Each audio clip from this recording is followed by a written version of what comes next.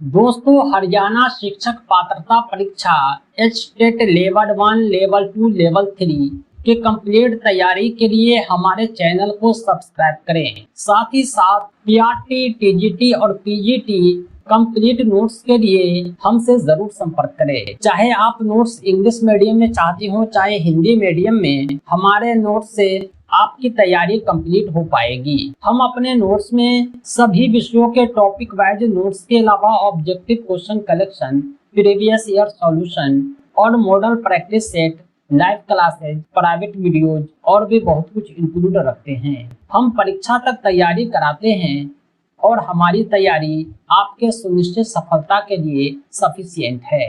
आज की सेशन में हम बाल मनोविज्ञान और शिक्षण शास्त्र के एक सुप्रसिद्ध टॉपिक को लेकर के आए हैं जो स्टेट के लेवल 1, लेवल 2, लेवल 3 सभी के लिए हेल्पफुल है। वो टॉपिक है अधिगम, लर्निंग, सीखना। एचटीटी परीक्षा में हर बार अधिगम से प्रश्न पूछे जाते हैं और इस बार भी जरूर पूछे जाएंगे। यह वीडियो अगर आप देख लेते हैं तो आपके 5 नंबर निश्चित हैं। आइए हम शुरू करते हैं अधिगम के बारे में। अधिगम क्या होता है, अधिगम की क्या परिभाषाएं हैं, अधिगम की विशेषता क्या है और भी बहुत कुछ हम जानेंगे इस वीडियो में। सबसे पहले हम जानते हैं अधिगम के बारे में कि अधिगम होता क्या है। अधिगम जो है सीखने की क्रिया है, एक प्रक्रिया है, एक अनुक्रिया है। अधिगम को अलग अलग मनोवैज्ञानिक ने अपने अपने शब्दों में परिभाषित किया है, हमें उसे भी जानना होगा। परीक्षा में इस तरह के भी प्रश्न पूछे जाते हैं कि अधिगम की यह परिभाषा किस मनोवैज्ञानिक ने दी है। 4 ऑप्शन में से सही का आपको चयन करना होता है। स्किनर ने अधिगम को परिभाषित किया कि सीखना व्यवहार में उत्तरोत्तर सामंजस्य की प्रक्रिया है। यानी उत्तरोत्तर का मतलब होता है स्टेप बाय स्टेप, यानी आप इन्वायरमेंट में स्टेप बाय स्टेप सामंजस्य कर लेते हैं, वही अधिगम है। गांव से लोग परदेश जाते हैं तो उसे शुरू में दिक्कत होती है, फिर भी वे धीरे धीरे जो है सामंजस्य करते हैं। वुडवर्थ ने अधिगम यानी सीखना को परिभाषित किया है कि नवीन ज्ञान और नवीन प्रतिक्रियाओं को प्राप्त करने की प्रक्रिया सीखने की प्रक्रिया है। यानी आपके अंदर नया नया ज्ञान आना चाहिए, नया नया जो है प्रतिक्रिया आना चाहिए, तभी आप सीख रहे हैं। एक और मनोवैज्ञानिक है गेट्स। इन्होंने कहा कि सीखना जो है अनुभव और प्रशिक्षण द्वारा व्यवहार में परिवर्तन है। आपके अनुभव और प्रशिक्षण के बाद आपके व्यवहार में जो परिवर्तन आता है वही सीखना है। क्रो एंड क्रो ने परिभाषित किया अधिगम को कि सीखना आदतों, ज्ञान और अभिवृत्तियों का अर्जन है। अर्जन का मतलब होता है प्राप्त करना, गेन करना। आदत यानी हैबिट, ज्ञान यानी नॉलेज, अभिवृत्ति यानी प्रैक्टिस। इसे जब आप अर्जित करेंगे तो आप में अधिगम आएगा। ये थे अधिगम की प्रमुख परिभाषाएं। अब हम जानेंगे अधिगम की विशेषताएं, कैरेक्टरिस्टिक्स ऑफ लर्निंग। अधिगम की बहुत सारी विशेषताएं हैं। अधिगम जो होता है यह जीवन पर्यंत चलता रहता है, यानी सीखने का कोई अंत नहीं होता। आदमी अपने जीवन तक सीखता है, बचपने में भी सीखता है, जवानी में भी सीखता है, बुढ़ापे में भी सीखता है, यहाँ तक कि अपनी मृत्यु तक सीखता ही रहता है। अधिगम उद्देश्य पूर्ण होता है। आपका कोई ना कोई लक्ष्य होगा सीखने का, उसी लक्ष्य के अनुसार आप अधिगम प्राप्त करते हैं। अधिगम जो होता है व्यवहार में परिवर्तन होता है।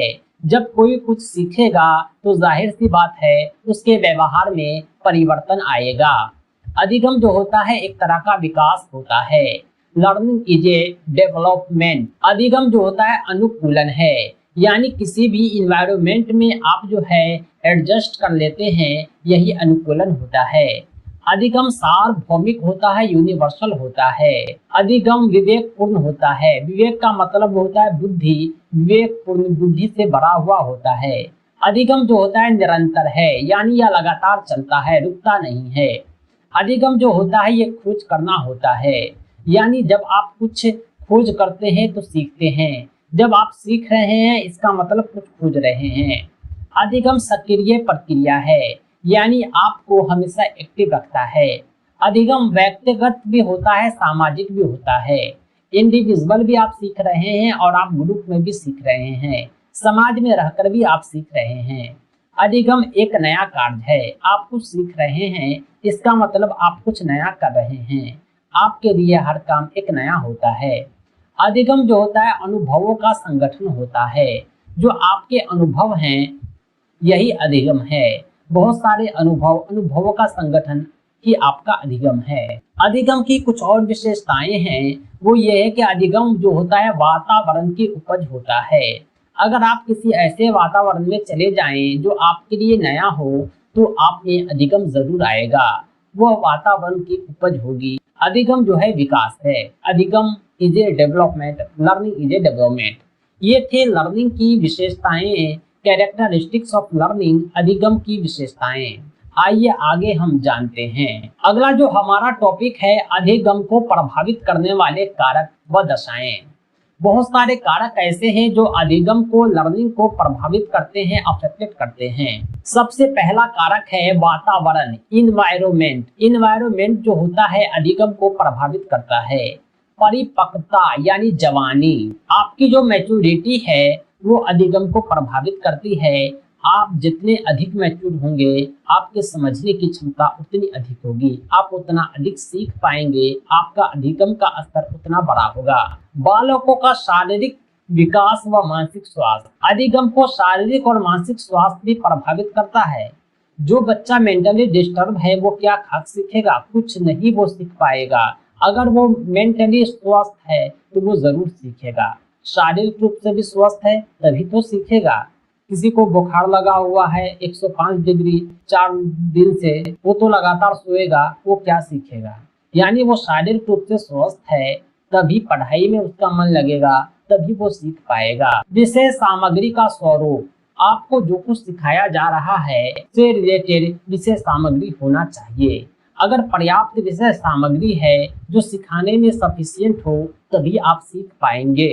कहा जाता है कि ज्ञान के लिए भी गुरु की आवश्यकता होती है। गुरु ही नहीं बल्कि बहुत कुछ की आवश्यकता होती है। शिक्षण अधिगम सामग्री की, शिक्षण सहायक सामग्री की, शैक्षिक वातावरण की और भी बहुत कुछ की। सीखने का समय व थकान, यानी समय जो है काफी इम्पोर्टेंट है। आदमी सब टाइम सीख नहीं सकता, उसके पास कितना समय है, वो कितना बिजी है, इस पर डिपेंड करता है। में कितना थकान है, अगर वो काम करके थक गया है वो नहीं सीख पाएगा। वो पूरी तरह से फ्री हो, एक्टिव हो तभी सीखेगा। प्रेरणा का मतलब होता है मोटिवेशन। यह भी सीखने को, अधिगम को प्रभावित करने वाले कारक होते हैं। जो आंतरिक रूप से प्रेरित बालक होते हैं उसे किसी बाह्य प्रेरणा की आवश्यकता नहीं होती, वो खुद ब खुद सक्रिय रहते हैं। इस प्रकार प्रेरणा भी अधिगम को प्रभावित करता है। अगला है सीखने की इच्छा। सीखने के प्रति आपकी इच्छा भी अधिगम को प्रभावित करती है। आपका जिस फील्ड में इंटरेस्ट है, अगर आप उस फील्ड में सीख रहे हैं तो आपका अधिगम का स्तर ऊंचा होगा। अगर आपका इंटरेस्ट किसी और फील्ड में है और आपके गार्जियन आपको किसी और फील्ड में धकेल दिए हैं तो आपकी इच्छा कम रहेगी और अधिगम का स्तर भी कम हो जाएगा। अध्यापक व सिखाने की प्रक्रिया, अध्यापक जो हैं वो कितने टैलेंटेड हैं। अगर अध्यापक अपने विषय में माहिर हैं, उसके सिखाने की प्रक्रिया सर्वोत्तम है तो आपके अधिगम का स्तर ऊंचा हो जाएगा। सीखने की विधि, यानी सीखने के लिए अलग अलग विधि का उपयोग करना, उचित विधि का उपयोग करके आप अधिक सीख सकते हैं। संपूर्ण परिस्थिति, संपूर्ण शैक्षिक वातावरण जो होता है सीखने को प्रभावित करता है। दोस्तों अभी हमने सीखा अधिगम को प्रभावित करने वाले कारक। हमने कुल 10 कारक को समझाया है। इन 10 को आप याद रखेंगे। हम ऑब्जेक्टिव क्वेश्चन कलेक्शन के वीडियोज अलग लाएंगे जो आपके अधिगम को और अधिक विकसित करेगा। अब हम जानेंगे अधिगम के सिद्धांत, प्रिंसिपल ऑफ लर्निंग, अधिगम के नियम। अलग अलग मनोवैज्ञानिक ने अधिगम के अलग अलग नियम दिए हैं।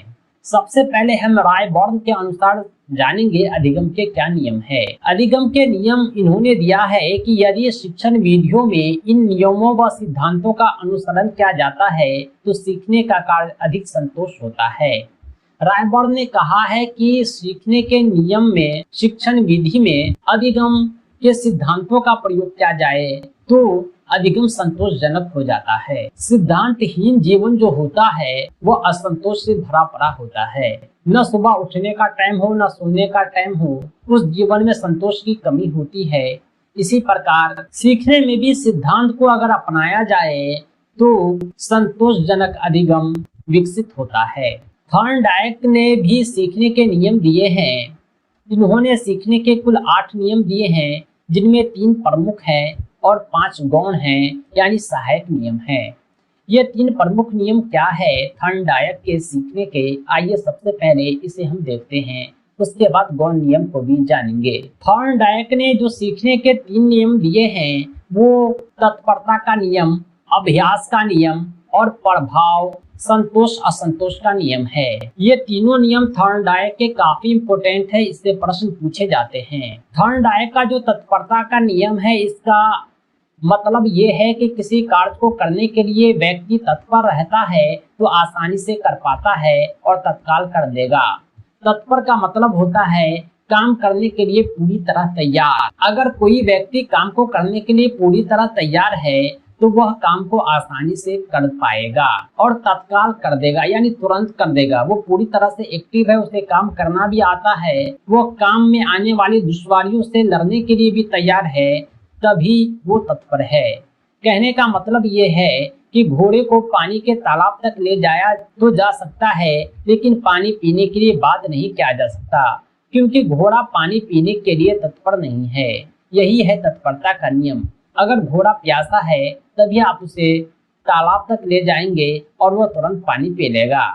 अगर उसको प्यास नहीं है तो तालाब तक ले जाएंगे, वो जबरदस्ती पानी पिएगा नहीं, यानी वो काम को तत्काल नहीं कर पाया। थॉर्नडाइक का जो दूसरा नियम है सीखने से संबंधित, वो है अभ्यास का नियम। अभ्यास का मतलब होता है प्रैक्टिस, रेगुलर प्रैक्टिस। करत करत अभ्यास से जड़मति होत सुजान, यानी लगातार अगर प्रयास किया जाए तो असंभव भी संभव हो जाता है। अभ्यास के नियम 2 तरह के हैं, एक उपयोग का नियम, दूसरा अनुपयोग का नियम। यदि कोई कार्य पहले किया हुआ है और जब उसको दोबारा किया जाता है तो वह हमारे मस्तिष्क में पुनः आ जाता है, अर्थात अस्थायी हो जाता है। उपयोग का मतलब यही होता है कि कोई काम हम कर चुके हैं, दोबारा उसे कर रहे हैं, तो हमारे मस्तिष्क में वह काम अस्थायी हो गया, यानी बार बार प्रैक्टिस करने के बाद हम जो है उस काम को कभी भी आसानी से कर पाएंगे। वह काम हमें पूरी तरह से याद हो जाता है। लेकिन अनुपयोग का नियम इसका ठीक उल्टा है। जब हम किसी कार्य को पुनः नहीं करते हैं तो हमारा मस्तिष्क भी उसे भुला देता है। मैथमेटिक्स को ये आप देख लीजिए, जब आप प्रैक्टिस में रहते हैं तो कोई भी क्वेश्चन को बना लेते हैं, जब आप उसे छोड़ देते हैं, एग्जाम के 2 महीना के बाद किताब पलटते हैं, तो ये अनुपयोग का नियम के अनुसार आप उसे भूल देते हैं, आप उसका मस्तिष्क भी भुला देते हैं। थॉर्नडाइक ने जो अगला नियम दिया है वो है प्रभाव, यानी संतोष असंतोष का नियम। जब आप किसी कार्य को करने पर हमें असंतोष प्राप्त होता है तो हम उस कार्य को दोबारा करेंगे क्या या नहीं। यानी कोई काम आपने किया, अगर आप संतुष्ट हो गए तो उस काम को आप दोबारा करेंगे। अगर कोई कार्य को आप किए, आप उसमें असंतुष्ट हो गए, आपका मन नहीं लगा काम करने में, तो आप उस काम को दोबारा नहीं करेंगे। यही है अभ्यास का नियम, संतोष असंतोष का नियम। थॉर्नडाइक के ये तीनों नियम काफी इंपोर्टेंट है और मुख्य नियम है तत्परता, अभ्यास, प्रभाव, संतोष असंतोष का नियम।